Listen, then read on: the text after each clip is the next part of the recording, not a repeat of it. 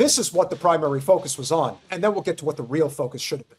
Thing, which is you cannot mock other people's gods and put yourself in their place, period. That is a deal killer for me. That's worse than the war with Iran, in my opinion. Yeah, but I ask because, you know, you've been talking on your show about whether Trump is the Antichrist. I have not said that. On your show, the day after Easter, you noted he did not put his hand on the Bible during his swearing-in ceremony as president. You said, and I'm quoting, maybe he didn't put his hand on the Bible because he affirmatively rejects what's inside that book. And then on a recent show, you went further saying, here's a leader who's mocking the gods of his ancestors, mocking the God of gods and exalting himself above them. Could this be the Antichrist?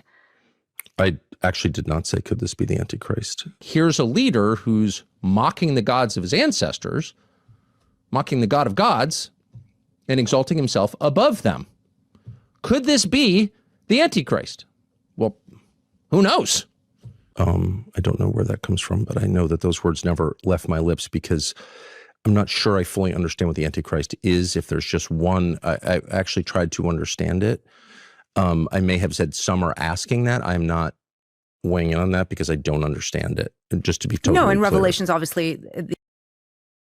Again, I understand what Tucker is saying, and if he's either misremembering or he's deliberately ignoring it, again, I don't give a shit. This is the type of stuff that people get caught up in. Hey, did you say that Trump is the Antichrist? No, I didn't say that. Actually, you did say that. Oh my God, he said it. Why is that a big deal? This is the hill that everybody's dying on right now. And before I get to this clip, I just want to point this out. I've met Mehdi Hassan, so is Jen. He's good at what he does, but he is a smooth son of a bitch if there ever was one. And he is a Democratic Party operative. So I want you, Colin, to please pull up that tweet because I want people to understand that this is how the cycle continues. This is how we stay in this silo without actually breaking through. There is a reason why no fundamental change actually ever happens, because this is the type of thing that the people who recognize this unification that's happening in this country right now, they don't want to see it. They don't want to see it. They don't want to know about it. But this is what happened earlier today. Hey, Cenk Uygur, of all the people that he wants to tap into, hey, Cenk Uygur and other fellow anti-war leftists, I get the desire to ally with anti-war rightists in the moment. But this is one of the many, many reasons I still have issues with Carlson. He lies so easily and casually and demonstrably, and it's a trust issue with him. Let me tell you something, Mehdi Hassan. The people that trust Tucker Carlson are a much substantially wider audience across a much bigger plethora of the political spectrum than anything that you have. And this is coming on good authority for people that I know within the Muslim community who don't trust you as far as they could throw you. Please scroll down to an honest Muslim, of all people, Cenk Uygur. Mehdi, I genuinely don't understand why you think in this binary way. I'll tell you why, Cenk, because he's paid to think this way. That in order to be, and by the way, we know who pays Mehdi Hassan. We're not going to say who, and we're not going to say where, but we do know who they are. That in order to be allies with someone on an issue, you have to vouch for that person in their entirety in every policy position they have. No, you just have to be an ally on that issue. Martin Luther King Jr. became allies with LBJ, who was often a vicious racist behind the scenes and got countless people killed in Vietnam. Now, he got tens of thousands of Americans killed and he got hundreds of thousands of Vietnamese killed. But who's counting? Should King have canceled Johnson instead of working with him to pass the Civil Rights Act? That's a great question. If your house is on fire and someone comes with a hose, you don't ask him about what his policy is on the carried interest loophole. You thank him for the help. If you hadn't noticed, Israel lit our house on fire. And he's right. He's 1,000% correct. And while we have our differences with Cenk, he is a friend. Always happy to have him on the channel. And maybe that's the real difference between somebody like him and somebody like Jimmy. Now, as I was saying, if you think that that's where the story ended, it's not. You see, this is the part of the story that actually should be talked about, but it isn't getting anywhere near the attention that the overarching majority of people on the controlled social media platforms are focused on. This is what should be focused on. Who do you think is more morally repulsive, Ted Cruz or Who Nick do you think Fuentes? is more morally repulsive? Ted Cruz. Ted Cruz is a sitting U.S. senator who has called for the killing of people who did nothing wrong, whole populations who advocated for this war. Nick Fuentes is like a kid. He's like 26 or 70. He has no power except his words. Here you have a public official who we pay, who has actual power, who's voting for things, who's making policy decisions. And those decisions would include, in fact, they are focused on the murder of people who did nothing wrong. And yet no one thinks it's a big deal. Well, this is totally fine. I mean, if there's tape of Nick Fuentes saying we should kill people because we hate their parents, or it's okay to kill children, I would love to see the tape, because that's disgusting. And that's basically what the entire U.S. Senate does every single day, and no one notices. And this is where the rubber meets the road on a lot of different issues, and we're going to get to Fuentes shortly. What you have to remember here, and this gets back to the primary driver of decorum politics and why it is all based on elitist tactics. This all gets back to Luigi Mangione and Brian Thompson and what happened with United Health. Brian Thompson is Ted Cruz, and Luigi Mangione is Nick Fuentes. Let's look at it that way. What I mean by that is, to be very clear here, Ted Cruz, as a U.S. Senator, has probably been involved in various forms of policy, decision-making, that has caused the deaths of tens of thousands, if not hundreds of thousands of people, maybe more.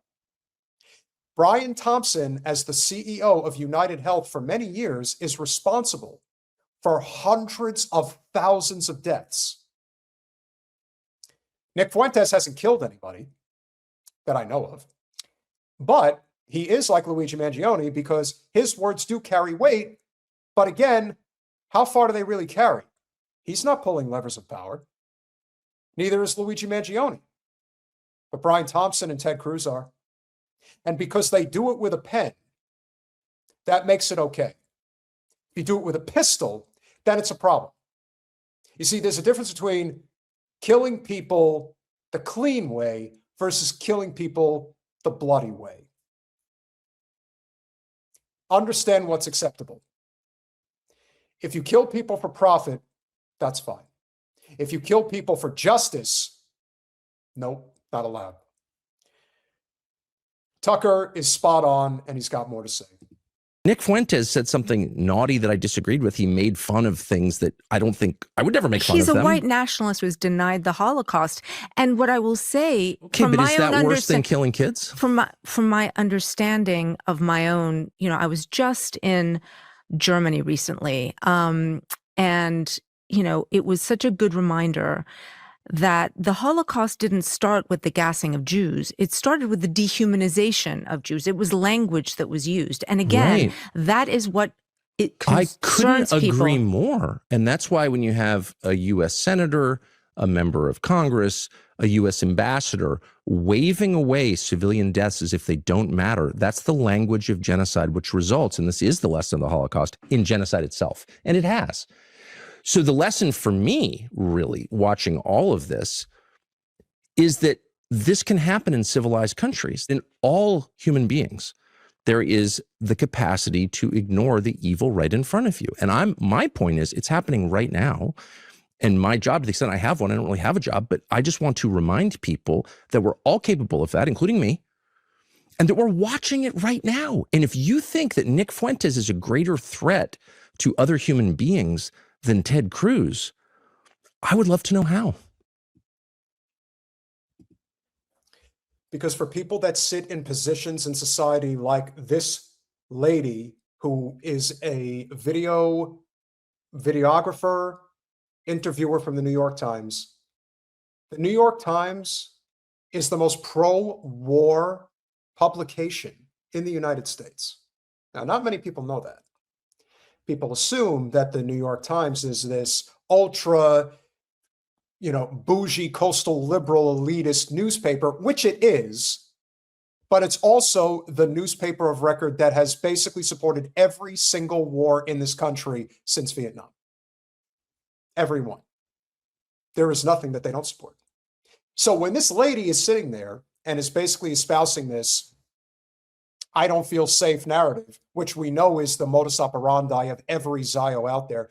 And I'm not accusing her of being one because I didn't necessarily hear her say that she was, but you kind of get the impression that she's got a lot of love for the state of Israel and a lot of hate for people that aren't on board with what they're doing. And I'm not here to tout Nick Fuentes. You all know that. But it's amazing how certain people can turn people like Fuentes into a sympathetic figure in circumstances like this. Incredible. And this is the part of the story that people are not covering on social media or on the networks. They're talking about the fact that Tucker Carlson said that Trump might be the Antichrist. He said he didn't say it, and then they proved that he did. That's the main, that's the thing that really matters. No, what really matters is this. This is what matters. And what Tucker is saying is absolutely right. We'll finish it up.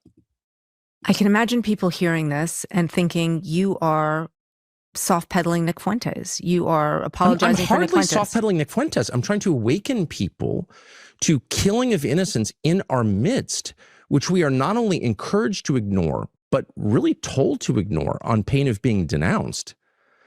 And I'm just saying, no, I'm not doing that. Thank you for that tip in the audience, by the way. I want to point something out about electoral politics that I do not want to have be lost on anybody, because this is very important. I know a lot of people are getting the itch for AOC, and I want to continue to remind people why that itch is a non-starter as far as I'm concerned.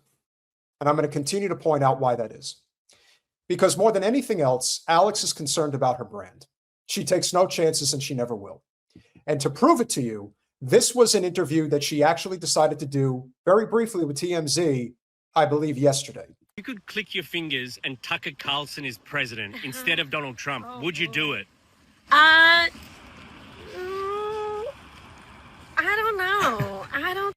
I don't know. Do I seem disingenuous when I make faces like this? Yes, you do. You actually seem extremely disingenuous.